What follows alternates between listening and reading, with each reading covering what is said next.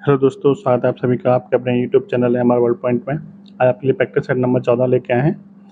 इससे पहले practice set channel पर डाले जा चुके हैं। यदि आपने अभी तक नहीं देखे हैं देख लीजिए, अपनी तैयारी को और भी अच्छा बना लीजिए। तो चलिए शुरू करते हैं आज का प्रैक्टिस सेट। देखिए, पहला क्वेश्चन दिया है, हाल ही में शिक्षा मंत्रालय ने किसके सहयोग से ऑनलाइन निःशुल्क कोचिंग प्लेटफॉर्म साथी लॉन्च किया था? IIT Kanpur, IIT Mumbai, IIT Madras या फिर IIT दिल्ली?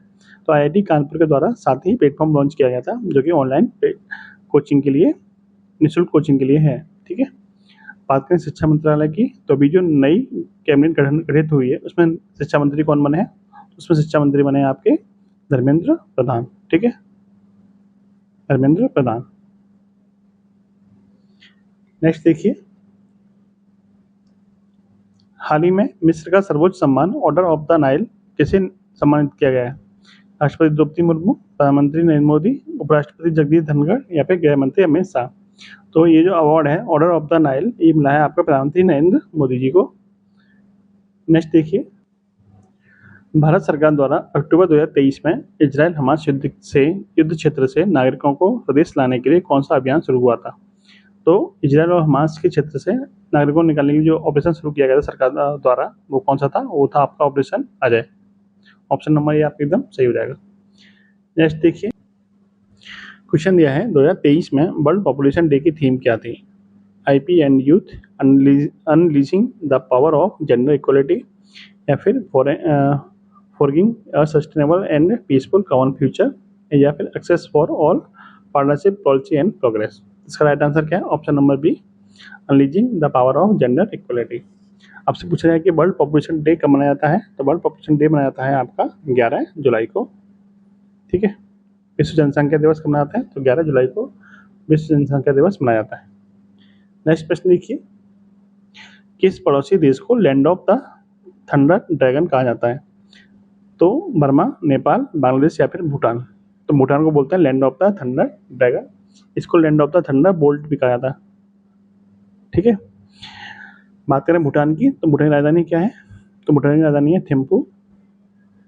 मुद्रा पूछी है तो मुद्रा क्या है? नेगोल थ्रम। ठीक है, नेगोल थ्रम भूटान की मुद्रा है। अगला प्रश्न देखिए, अफ्रीका महाद्वीप का सबसे अधिक आबादी वाला देश निम्नलिखित में से कौन सा है? मोरक्को, नाइजीरिया, बेनिन या फिर सोमालिया? तो जो आपका नाइजीरिया है, इसमें सबसे ज़्यादा आबादी पाई जाती है अफ्रीका महाद्वीप में। यदि आपसे पूछा है क्षेत्रफल की दृष्टि से सबसे बड़ा देश कौन सा है, अफ्रीका महाद्वीप में सबसे बड़ा देश कौन सा है क्षेत्रफल की दृष्टि से, तो वो देश है आपका अल्जीरिया। ठीक है।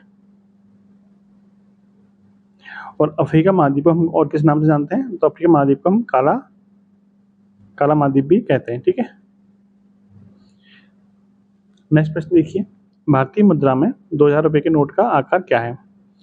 55 इंटू 160, 60 इंटू 166, 56 इंटू 166 या फिर 66 इंटू 166 मिलीमीटर? तो इसका राइट आंसर क्या है? Option number D, 66 into 166 millimetre. बात करें 2000 रुपये की, तो इसके ऊपर किसका चित्र है? इसके ऊपर मंगलयान का चित्र है। ठीक है। इसका कलर कैसा है? तो इसका कलर है आपका मेजेंटा। मेजेंटा कलर का है 2000 का नोट, और चित्र किसका है? तो मंगलयान का चित्र है इस पे। नेक्स्ट देखिए, नेक्स्ट क्वेश्चन क्या है, निम्नलिखित देशों में कौन आसियान का सदस्य नहीं है? भारत, इंडोनेशिया, मलेशिया या फिर सिंगापुर? तो जो भारत है वो आसियान का सदस्य नहीं है। आसियान में कितने मेंबर हैं? तो 11 मेंबर हैं। 11वां मेंबर कौन बना है? तो तिमोर लेस्टे। जो तिमोर लेस्टे देश है वो आपका आसियान का 11वां मेंबर बना है। और आसियान का हेडक्वार्टर कहाँ पर है? तो इसका मुख्यालय आपका जकार्ता में है। जकार्ता किस देश में है? तो इंडोनेशिया में है जकार्ता। नेक्स्ट है, निम्नलिखित में से कौन सा प्रथम कंप्यूटर वायरस है? आई लव यू, ब्लास्टर, सेसर या फिर क्रीपर? तो जो आपका क्रीपर है वो क्या है? वो प्रथम कंप्यूटर वायरस है। बात करें कंप्यूटर की, तो कंप्यूटर के जनक किसको कहते हैं? कंप्यूटर के जनक बोला जाता है चार्ल्स बेबेज को। ठीक है, चार्ल्स बेबेज को बोला जाता है कंप्यूटर का जनक। नेक्स्ट प्रश्न क्या है, देखिए, निम्नलिखित में से किस दिन को राष्ट्रीय एकता दिवस के रूप में मनाया जाता है? तो राष्ट्रीय एकता दिवस कब मनाया जाता है? 31 अक्टूबर को। क्यों मनाते हैं? क्योंकि 31 अक्टूबर को ही सरदार वल्लभ भाई पटेल का जन्म दिवस है। तो उनके योगदान को स्मरण रखने के लिए 31 अक्टूबर को राष्ट्रीय एकता दिवस मनाया जाता है। ठीक है, ऑप्शन नंबर सी का हो जाएगा आपका एकदम सही। 21 जून को क्या है? 21 जून को अंतर्राष्ट्रीय योग दिवस है। योग दिवस है 21 जून को अंतर्राष्ट्रीय, ठीक है। नेक्स्ट प्रश्न देखिए, निम्नलिखित में से कौन सा केंद्रीय पुलिस बल जिसे कच्छा लेबी भी कहा जाता है, तो उत्तर पूर्व भारत के कुछ सबसे दूरस्थ और अल्प विकसित क्षेत्रों में तैनात है। तो कच्छा लेबी किसे कहते हैं? असम राइफल को कच्छा लेबी के नाम से जाना जाता है। ये भारत का सबसे पुराना सुरक्षा बल है, ठीक है। सबसे पुराना सुरक्षा बल कौन सा है? असम राइफल ही है। इसका हेडक्वार्टर कहाँ पे है? तो इसका हेडक्वार्टर है आपका शिलोंग में, ठीक है। शिलोंग कहाँ पड़ता है? मेघालय में। नेक्स्ट प्रश्न देखिए, उत्तर प्रदेश सरकार ने किस ऐतिहासिक स्मारक से जुड़वा मछली का राष्ट्रीय चिन्ह अंगीकार किया है? जो जुड़वा मछली का चिन्ह है वो कहाँ से लिया गया है? तो वो लिया गया है आपका रूमी दरवाजा। रूमी दरवाजा कहाँ पर है? तो रूमी दरवाजा आपका लखनऊ में है। कहाँ पर है? ये आपका लखनऊ में है, ठीक है। और किसने बनवाया था इसको? तो इसको बनवाया था नवाब आसफ उद्दौला ने, ठीक है। नवाब आसफ उद्दौला ने इसको बनवाया था, ठीक है। नेक्स्ट देखिए, उत्तर प्रदेश का निम्नलिखित में से कौन सा जिला क्षेत्रफल की दृष्टि से सबसे छोटा है? सबसे छोटा जिला कौन सा है यूपी का? वो है आपका हापुड़। और सबसे बड़ा कौन सा है? सबसे बड़ा यूपी का जो जिला है वो कौन सा है? वो है आपका लखीमपुर खीरी, ठीक है। सुरहाताल पश्चिमी बिहार अवस्थित है। तो सुरहाताल कहाँ पर है? तो सुरहाताल आपको पता ही है कहाँ पर है? बलिया में। बलिया यूपी का सबसे पूर्वी जिला भी है। सबसे पूर्वी जिला कौन सा है? वो आपका बलिया ही है। हरदोई में कौन सा पश्चिमी बिहार है? वो है आपका सांडी पश्चिमी बिहार। एटा में कौन सा है? तो एटा में आपका पटना पश्चिमी बिहार, ठीक है। नेक्स्ट प्रश्न देखिए, उत्तर प्रदेश के किस नगर में कृत्रिम अंग बनते हैं? गोरखपुर, कानपुर, वाराणसी या फिर प्रयागराज? तो कानपुर में कृत्रिम अंग बनाए जाते हैं। मध्यकाल में उत्तर प्रदेश के किस जनपद को शिक्षा का केंद्र होने के कारण सिराज ए हिंद कहा जाता था? तो सिराज ए हिंद किसे कहते हैं? सहारनपुर, शाजापुर, जौनपुर या फिर लखनऊ? इसका राइट आंसर है जौनपुर, ठीक है। जौनपुर को सिराज ए हिंद के नाम से भी जाना जाता है। जौनपुर में एक फेमस मस्जिद है, उसका नाम क्या है? अटाला मस्जिद। अटाला मस्जिद कहाँ पर है? अटाला मस्जिद आपकी जौनपुर में ही है। नेक्स्ट देखिए, पुलिस द्वारा तैयार किए जाने वाले लिखित दस्तावेज एफआईआर का पूर्ण रूप क्या है? एफआईआर की फुल फॉर्म क्या होती है? First information report. Option number D क्या हो जाएगा आपका एकदम सही आंसर। नेक्स्ट क्वेश्चन देखते हैं, जीएसटी के तहत सामानों को व्यवस्थित तरीके से वर्गीकृत करने के लिए निम्नलिखित में से किस कोड का उपयोग किया जाता है? HSN code, SEC code, GST code या फिर PAC कोड? इसका राइट आंसर है HSN कोड, ठीक है। ये आपका राइट आंसर हो जाएगा। बात करें जीएसटी की, तो जीएसटी का उल्लेख किस आर्टिकल में है? तो अनुच्छेद 246A में है जीएसटी का उल्लेख, ठीक है।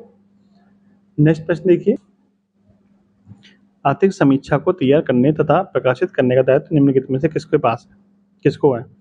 योजना आयोग को, योजना तथा कार्यक्रम क्रियान्वयन मंत्रालय को, वित्त मंत्रालय को या फिर भारतीय रिजर्व बैंक को? तो आर्थिक समीक्षा जो तैयार की जाती है वो किसके द्वारा तैयार की जाती है? वो है आपका वित्त मंत्रालय। और वित्त मंत्रालय अभी वर्तमान में किसके पास है? निर्मला सीतारमण के पास है, ठीक है। नेक्स्ट है, निम्नलिखित में से कौन बेमेल है? बेमेल कौन सा है इनमें? बुध, पृथ्वी, मंगल या फिर चंद्रमा? देखिए, बुध, पृथ्वी और मंगल तीनों क्या है? ग्रह हैं, जबकि चंद्रमा क्या है? उपग्रह है। तो इसलिए ये क्या हो जाएगा? तीनों से अलग हो जाएगा, ठीक है। नेक्स्ट देखिए, निम्नलिखित में से कौन सी जनजाति ऋतु प्रवास किया करती है? भूटिया, गोंड, जौनसारी या फिर थारू? तो जो आपकी भूटिया जनजाति है वो क्या करती है? ऋतु में प्रवास करती है, ठीक है। कालागढ़ बांध निम्नलिखित में से किस नदी पर निर्मित है? गंगा नदी, यमुना, शारदा या फिर रामगंगा? तो जो कालागढ़ बांध है उसको रामगंगा बांध के नाम से भी जानते हैं, और ये रामगंगा नदी पर ही है। कहाँ पर है? ये जिम कॉर्बेट नेशनल पार्क में स्थित है, ठीक है। नेशनल पार्क में ये बांध है। नेक्स्ट है, निम्नलिखित में से भारत का कौन सा राज्य देश में सर्वाधिक कॉफी का उत्पादन करता है? ऑप्शन है आपके उत्तर प्रदेश, मध्य प्रदेश, कर्नाटक या फिर अरुणाचल प्रदेश। तो कॉफी का सर्वाधिक उत्पादन कहाँ पर होता है? कर्नाटक में होता है। भारत में 2 प्रकार की कॉफी उत्पादन की जाती है, कौन सी? रोबस्टा और अरेबिका, ठीक है। 2 प्रकार की कॉफी का उत्पादन किया जाता है भारत में। नेक्स्ट है, प्रसिद्ध उत्तर मेरू शिलालेख किस राजवंश से संबंधित है? तो ये उत्तर मेरु जो शिलालेख है इसका संबंध किससे है? इसका संबंध आपके चोल राजवंश से है, जो कि दक्षिण भारत का है। ठीक है, नेक्स्ट है उत्तर प्रदेश में कौन सा स्थान बौद्ध तथा जैनियों दोनों की प्रसिद्ध तीर्थ स्थली है? यानी बौद्ध और जैनों के लिए दोनों के लिए प्रसिद्ध तीर्थ स्थान कौन सा है? वो है आपका कौशाम्बी। और कौशाम्बी किस महाजनपद की राजधानी थी? वो थी आपकी। नेक्स्ट प्रश्न है बावननामा आत्मकथा किस भाषा में लिखी गई है? तो बावननामा किस भाषा में लिखी गई है? बावननामा लिखी गई है तुर्की भाषा में। ठीक है, ये किसने लिखी थी? ये बाबर ने ही लिखी थी। ठीक है, बाबर की आत्मकथा का नाम क्या है? तो बावननामा ही है। इसका ओरिजिनल नाम क्या था? उसका ओरिजिनल नाम था तुजुक ए बावरी। तुजुक ए बावरी। ठीक है, किस भाषा में लिखी गई थी? तो ये आपकी तुर्की भाषा में लिखी गई थी। इसका अनुवाद किस भाषा में हुआ है? तो इसका अनुवाद हुआ है फारसी भाषा में। ठीक है, लेकिन लिखी किस भाषा में गई थी? तो तुर्की भाषा में लिखी गई थी। नेक्स्ट है निम्नलिखित में से कौन सा युद्ध सबसे अधिक निर्णायक था जिसने अंग्रेजों के भारत में प्रभुत्व को स्थापित किया था? प्लासी का युद्ध, बांडीबाज, बक्सर का या फिर पानीपत का तृतीय युद्ध? तो जो आपका बक्सर का युद्ध था वो सबसे ज्यादा निर्णायक साबित हुआ था। इसका नेतृत्व किसने किया था अंग्रेजों की तरफ से? यानी अंग्रेजों की तरफ से नेतृत्व करने वाला व्यक्ति कौन था? तो वो था आपका हेक्टर मुनरो। ठीक है, हेक्टर मुनरो। कब हुआ था ये? 1764 में हुआ था। प्लासी युद्ध कब हुआ था? 1757 में। और बांडीबाज का युद्ध कब हुआ था? 1760 में। ठीक है, पानीपत का तृतीय युद्ध कब हुआ था? 1761 में। ठीक है, 1761। नेक्स्ट प्रश्न देखिए, निम्नलिखित में से किस आधुनिक इतिहासकार ने वर्ष 1857 ईस्वी के विद्रोह को राष्ट्रीय स्वतंत्रता के लिए लड़ा गया सुनियोजित स्वतंत्रता संग्राम कहा था? अशोक मेहता, बी.डी. सावरकर, एस.एन. सेन या फिर आर.सी. मजूमदार? बी.डी. सावरकर ने इसे भारत का स्वतंत्रता संग्राम भी कहा था। ठीक है, ऑप्शन नंबर बी आपका सही हो जाएगा। नेक्स्ट है निम्नलिखित में से किस एक अधिनियम के द्वारा भारत में संघीय न्यायालय की स्थापना हुई थी? तो संघीय न्यायालय की जो स्थापना हुई थी भारत में वो 1937 में हुई थी। किस अधिनियम के द्वारा हुई थी? तो 1935 के भारत सरकार अधिनियम के द्वारा हुई थी। ठीक है, 1 अक्टूबर 1937, 1 अक्टूबर 1937 को इसकी स्थापना हुई थी। ठीक है, नेक्स्ट देखिए, निम्नलिखित में से कौन सा विषय समवर्ती सूची में सम्मिलित नहीं है? देखिए, 3 प्रकार की सूची होती है, एक राज्य सूची, एक संघ सूची और एक समवर्ती सूची। तो समवर्ती सूची में कौन सा विषय शामिल नहीं है? वन, आर्थिक एवं सामाजिक योजनाएं, शिक्षा और जनगणना। तो जो आपका जनगणना है वो समवर्ती सूची में शामिल नहीं है, बल्कि किस में है? तो ये आपकी संघ सूची में शामिल है। ठीक है, समवर्ती सूची में शामिल नहीं है। और ये तीनों किस में है? ये आपके समवर्ती सूची में। ठीक है, नेक्स्ट है भारतीय संविधान का कौन सा अनुच्छेद अल्पसंख्यकों को अपनी मनपसंद शिक्षण संस्थानों को स्थापित तथा संचालित करने के अधिकार को संरक्षण प्रदान करता है? अनुच्छेद 26, 27, 29 या फिर 30? तो अनुच्छेद 30 में ये सारी सुविधाएं क्या है? उपलब्ध है कि जो अल्पसंख्यक हैं वो अपनी मनपसंद शिक्षण संस्थानों को स्थापित और संचालित कर सकते हैं। नेक्स्ट प्रश्न है, देखिए क्या है, राष्ट्रीय मानव अधिकार आयोग का गठन किस तिथि को हुआ था? तो जो नेशनल ह्यूमन राइट्स कमीशन है इसका गठन कब हुआ था? तो 12 अक्टूबर 1993 को इसका गठन हुआ था।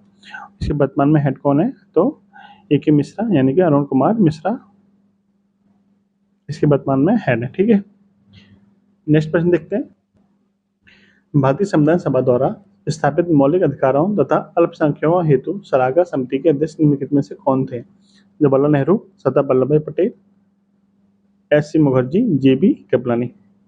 तो अल्पसंख्यकों की सलाहकार समिति के अध्यक्ष कौन थे? तो वो थे आपके सरदार वल्लभ भाई पटेल।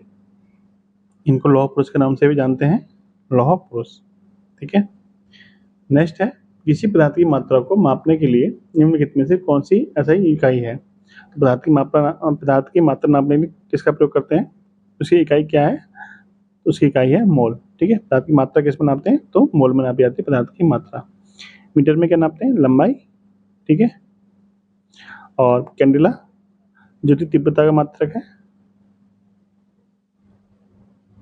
और केल्विन ताप का मात्रक है। ठीक है, नेक्स्ट देखिए, चर्म शोधन उद्योग से निकलने वाला कौन सा धातु आयन गंभीर जल प्रदूषण का कारण बनता है?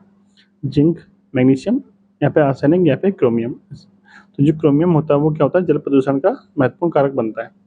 किससे निकलता है? जो चमड़े के उद्योग होते हैं वहां से निकलता है।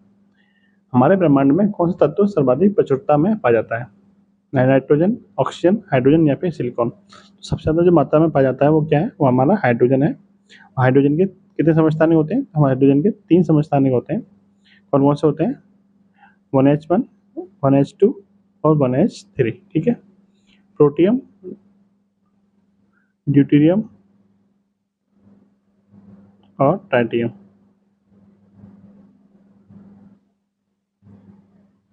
नेक्स्ट प्रश्न देखते हैं। बेरी-बेरी रोग किस विटामिन की कमी से होता है?